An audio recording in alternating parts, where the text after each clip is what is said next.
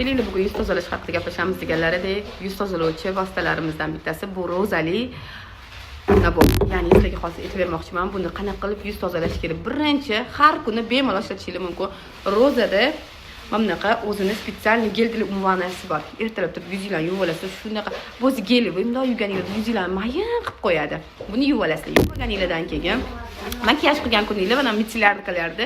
Polni makiyajinglarni tozalab, polni tozalab beradi yuzingizni. Xo'p, keyingisi tonik. Kremini ishlatishingizdan oldin tonikida polni yuzinglarni hozir aytganimdek, mana mikrofonim tayyor. Menga mikrofonim kerak emas, deydi-ku, yuzni polni chuqur tozalab beradi. Va ketidan kremini surib olasizlar. Dnevnoy, nочной, agar uxlayotgan bo'lsangiz, kechqurungi surasizlar yoki dnevnoyni surib olasizlar. Haftada bir marta skrab, ya'ni yuzinglarni chuqur tozalab beradi. Haftada bir marta skrabni qilib olasizlar.